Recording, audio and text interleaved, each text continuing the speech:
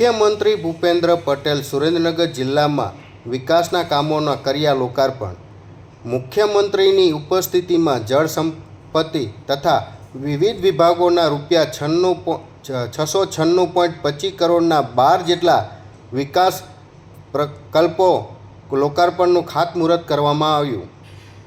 મુખ્યમંત્રી ભૂપેન્દ્ર પટેલ સુરેન્દ્રનગર જિલ્લાના પ્રવાસે પધાર્યા હતા, જેમાં મુખ્યમંત્રીના ઉપસ્થિતિમાં નર્મદા જળ સંપત્તિ, પાણી પુરવઠા અને કલ્પસર વિભાગના તથા વિવિધ વિભાગોના 696.25 કરોડના 12 જેટલા વિકાસ કલ્પો લોકાર્પણ કરવાનું ખાતમુહૂર્ત કાર્યક્રમ આનંદ ભુવન ખાતેથી કરવામાં આવ્યો હતો, જેમાં મુખ્ય મહેમાન તરીકે જળ સંપત્તિ અને પાણી પુરવઠા મંત્રી કુંવરજી બાવળિયા, પ્રવાસ મંત્રી મુળુભાઈ બેરા, રાજ્ય કક્ષાના વન અને પર્યાવરણ મંત્રી મુકેશભાઈ પટેલ, સાંસદ સભ્ય શ્રી ચંદુભાઈ સિહોરા વિશેષ ઉપસ્થિત રહ્યા છે। અતિથિ વિશેષ તરીકે નાયબ મુખ્ય દંડક શ્રી જગદીશભાઈ મકવાણા, જિલ્લા પંચાયત પ્રમુખ હરિકૃષ્ણભાઈ પટેલ, ધારાસભ્ય સર્વેશ્વરસિંહ રાણા, શામજીભાઈ ચૌહાણ, પ્રકાશભાઈ વરમોરા, પરસોત્તમભાઈ પરમાર ઉપસ્થિત રહ્યા। નર્મદા જળ સંપત્તિ, પાણી પુરવઠા વિભાગ અને કલ્પસર વિભાગના 108.4 કરોડના 2 કામ, સામાજિક ન્યાય અને અધિકારિતા વિભાગના ₹0.15 કરોડના 1 કામ સહિત કુલ 115.19 કરોડનું કુલ 3 કામોનું લોકાર્પણ કરવામાં આવ્યું હતું।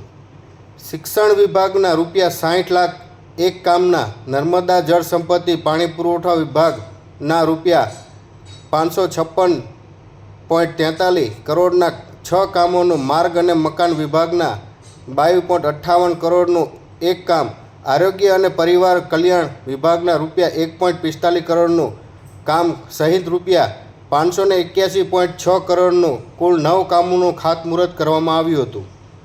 સુરેન્દ્રનગર આનંદ ભવન ખાતે 696.25 કરોડના જળ સંપત્તિ, નર્મદા વિભાગ સહિતના વિભાગોના કામોનું લોકાર્પણ રાજ્યના મુખ્યમંત્રી દ્વારા કરવામાં આવ્યું હતું। સૌરાષ્ટ્રના પ્રવેશદ્વાર અને ઝાલાવાડની ધીંગી ધરામાં આજે 696.25 કરોડના વિવિધ વિકાસના કામોનું લોકાર્પણ આપણી વચ્ચે રાજ્ય મુખ્યમંત્રી ભૂપેન્દ્રભાઈ પટેલના ઉપસ્થિતિમાં સુરેન્દ્રનગર જળ સંપત્તિ વિભાગ કામોમાં કરવા માટે મોકળું મન રાખી આપણને હંમેશા કામ કરવા માટે બજેટની જોગવાઈ કરી છે, એવા સન્માનીય રાજ્યના મુખ્યમંત્રી આદરણીય ભૂપેન્દ્રભાઈ પટેલ સાહેબના આપણી વચ્ચે ઉપસ્થિત તે બદલ રાજ્ય મુખ્યમંત્રી કુંવરજીભાઈ બાવળિયા જણાવ્યું હતું। સુરેન્દ્રનગર જિલ્લાના પ્રભારી મંત્રી અને અમારા સાથી મંત્રી આદરણીય મુળુભાઈ બેરા, વિધાનસભાના નાયબ મુખ્ય દંડક જગદીશભાઈ મકવાણા સહિતના ધારાસભ્ય ઉપસ્થિત રહ્યા હતા। રાજ્યના મુખ્યમંત્રી ભૂપેન્દ્ર પટેલમાં વધુ જણાવ્યું હતું કે વીજળીને વિચાર કરી તાત્કાલિક મુખ્યમંત્રી અને વડાપ્રધાન નરેન્દ્ર મોદીએ ગામડે ગામડે વિકાસના કામો કર્યા છે। એશિયાનું સૌથી મોટું પમ્પિંગ સ્ટેશન સુરેન્દ્રનગર જિલ્લાને મળ્યું છે। પાણી છે વાપરો, પણ બગાડ ના કરવો જોઈએ, તેના પર મુખ્યમંત્રીએ લોકોને ટકોર કરી હતી। ધારાસભ્યને રાજ્ય સરકારના દ્વારા 50 લાખ જળ સંચયના વપરાશ ફાળવ્યા છે। સુરેન્દ્રનગરમાં સૌથી ઓછા વૃક્ષ છે, માટે જિલ્લામાં સૌથી વધુ વૃક્ષ વાવવાનો અભિગમ શરૂ કરીએ। એક વૃક્ષ તમારા માતાના નામે વાવો અને સંકલ્પ કરીએ। ખેડૂતોને પ્રાકૃતિક ખેતી તરફ વધવા જણાવ્યું। વિકસિત ગુજરાત, વિકાસ ભારત સાથે આગળ વધીએ તેવું ભૂપેન્દ્ર પટેલ દ્વારા જણાવવામાં આવ્યું હતું। સિદ્ધ કરવા માટે, સાકાર કરવા માટે જેમને જળનું અને પાણીનું મહત્વ આપીને સારી ભૂમિ પર, ધરતી ઉપર આવતા દિવસોમાં પાણીનું વધારે સંચય અને સંગ્રહ કઈ રીતે થાય એની ચિંતા કરીને દેશના પ્રધાનમંત્રી આદરણીય નરેન્દ્રભાઈ જે રીતે ગુજરાતને એમાં સૌરાષ્ટ્રને ખાસ કરીને જે પીવાના પાણી ક્ષેત્રે મહત્વ આપ્યું છે, એના આપણે આજે બધા સાક્ષી છીએ। મારે આપને કહેવું છે કે આમાંથી કેટલાય ગ્રામ્ય વિસ્તારની અંદર ભૂતકાળની અંદર સૌરાષ્ટ્રમાં સાહેબ ઉનાળો આવે ને લગભગ કાં તો પીવાના પાણી માટે ક્યાંક ને ક્યાંક માઇલો સુધી કૂવામાં પાણી મેળવવા માટે બેડા લઈને જવું પડતું. ઉનાળાની શરૂઆત થાય એટલે પશુપાલકોને જ્યાં ચારો મળે એવા વિસ્તારોની અંદર આણંદ અને ખેડા વિસ્તારની અંદર અહીંથી હિજરત કરીને જવું પડતું. એની સાથે કચ્છના પશુપાલકો પણ સાહેબ અહીંથી આ વિસ્તારમાંથી પશુને લઈને છેક દક્ષિણમાં અને મધ્ય ગુજરાતમાં જતા. આવી જ સ્થિતિ ઉત્તર ગુજરાતની અંદર અને સૌરાષ્ટ્રમાં હતી.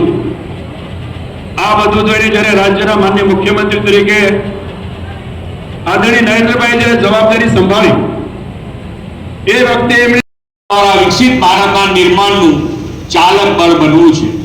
વડાપ્રધાનશ્રીને વિઝનરી નેતૃત્વનો લાભ છેલ્લા અઢી દાયકાથી આપણને મળી રહ્યો છે અને એના જ પરિણામે આજે ગુજરાત દેશનું ગ્રોથ એન્જિન બન્યું છે. આદરણીય વડાપ્રધાનશ્રી હંમેશા કહે છે કે વિકાસ માટેનો મુખ્ય આધાર જો કોઈ હોય તો એ પાણી છે. સુરેન્દ્રનગર, ઝાલાવાડ અને સૌરાષ્ટ્ર એક સમયે પાણી માટેની મોટી સમસ્યાનો સામનો કરતું હતું. વડાપ્રધાન શ્રી નરેન્દ્રભાઈ અપૂરતા પાણીવાળા વિસ્તારોને પાણીદાર બનાવવાનો સંકલ્પ કર્યો અને સૌની યોજના સુજલામ સુફલામ યોજના અને કેનાલ નેટવર્ક દ્વારા છેક છેવાડાના વિસ્તારો સુધી પાણી પહોંચાડ્યું છે. ગામે ગામ પાણી પહોંચાડવાની શ્રી મોદી સાહેબની નેમને આગળ વધારતો આજનો આ કાર્યક્રમ છે. આજે કુલ રૂપિયા 796 કરોડ રૂપિયાના વિકાસના કામોના લોકાર્પણ અને ખાતમુહૂર્તમાં રૂપિયા 664 કરોડ રૂપિયાના કામો સુરેન્દ્રનગર જિલ્લામાં 1 લાખ પાણી અને સિંચાઈના પાણીની સુવિધા માટેના છે.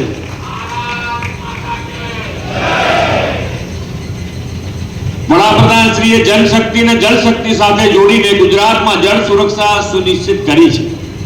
માં નર્મદાનું પાણી સિંચાઈ અને પીવાના ઉપયોગ માટે મળતા ઝાલાવાડની માતા બહેનોનું જીવન પણ વધુ સરળ બનશે અને ખેડૂતોને ખેતીમાં મોટો લાભ થશે એનો મને ચોક્કસ વિશ્વાસ છે. વડાપ્રધાન શ્રી નરેન્દ્રભાઈ આગવી સોચ ધરાવતા વિઝનરી લીડર છે. શ્રી મોદી સાહેબના એવા જ વિઝનનું ઉત્તમ ઉદાહરણ સૌની યોજના છે. એક તરફ નર્મદાનું લાખો લીટર પાણી દરિયામાં વહી જતું હતું અને બીજી બાજુ આખું સૌરાષ્ટ્ર, કચ્છ અને ઉત્તર ગુજરાત પાણી માટે વલખા મારતું હતું.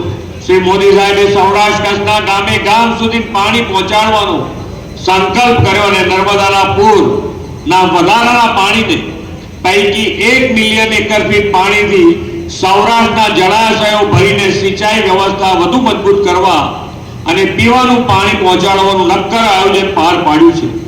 જે કોઈને ન સૂજે તે આદરણીય નરેન્દ્રભાઈને સૂજે.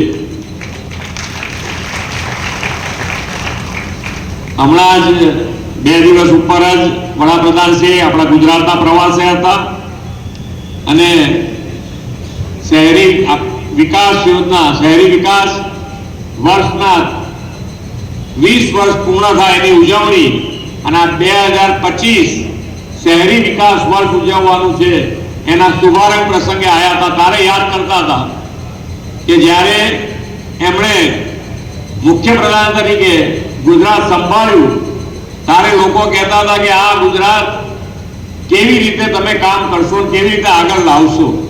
લોકોની ચિંતા હતી પણ એમણે મક્કમતાથી એમણે કામ કર્યું અને આખા ગુજરાતનો વિચાર કરીને જ્યારે કામ કર્યું હોય તો એનો જ લાભ આપણે આજે એના મીઠા ફળ જેને કહી શકાય એ આપણે આજે લઈ રહ્યા છીએ. એ વખતે એમણે આખા ગુજરાતનો વિચાર કરી અને પાણીની વ્યવસ્થા કરી. એ દિવસે આખા ગુજરાતનો વિચાર કરી અને વીજળીની શું પરિસ્થિતિ હતી એ તમને ખબર છે. એ વખતે આખા ગુજરાતનો વિચાર કરીને ગામે ગામ વીજળી 24/7 3 ફેઝ વીજળી પહોંચાડી અને એના પરિણામે આજે આપણે આગળ ગુજરાત આજે ગ્રોથ એન્જિન જે બન્યું છે એ એમની વિઝનરી લીડરશિપના પરિણામે જ છે.